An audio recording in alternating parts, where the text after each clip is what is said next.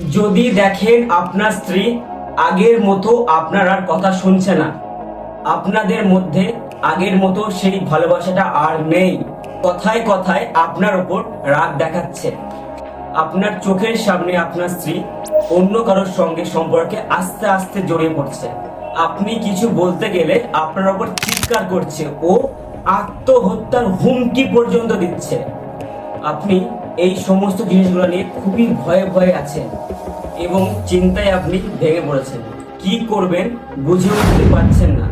এছাড়াও আপনি বহু জায়গায় কাজ করিয়েছেন, হতাশ হয়ে গেছেন, কেউ আপনার কাজের সমাধান করে দিতে পারেনি। আমি ভৈরবনাথ তান্ত্রিক বলছি, আপনার কাছে 1 টাকারও দাবি করব না। কিভাবে আপনি আপনার স্ত্রীকে আগের মতো কাছে আনতে পারবেন সেটাই বলে দিচ্ছি আজকের এই ভিডিওতে। তো শুনে নিন কিভাবে এর সমাধান করতে পারবেন।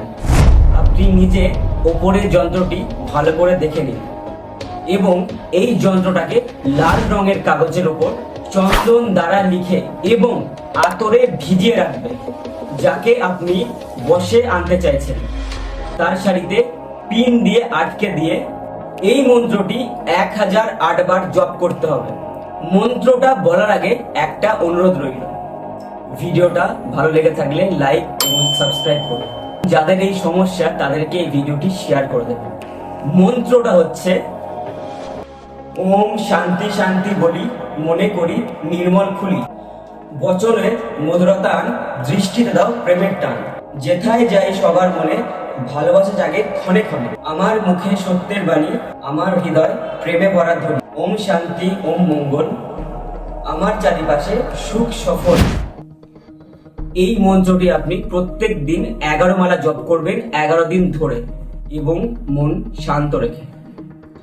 চাইলে প্রদীপ জ্বালিয়ে বা ধূপ জ্বেলে আরো গভীর মনোযোগ তৈরি হবে। আর যদি আপনি মনে করেন এই নিয়মাবলী আপনি করতে পারবেন না, আপনি এই নিয়ম করার টাইমটা পাচ্ছেন না, আর কিভাবে করবেন বুঝতে পারছেন না, তাহলে অবশ্যই একবার আমাদের দেওয়া নাম্বারে যোগাযোগ করুন। আমরা সম্পূর্ণ বিস্তারিত আপনাকে বুঝিয়ে দেব। এছাড়াও বশীকরণের কাজ আমি তারাপীঠ শ্মশানে বসে করে থাকি। আপনারা চাইলে সরাসরি এই কাজ করিয়ে নিয়ে যেতে পারেন। সবাই ভালো থাকবেন, আবার আসবো কোনো এক নতুন ভিডিওতে। জয় মা তারা, জয় মা কামাখ্যা।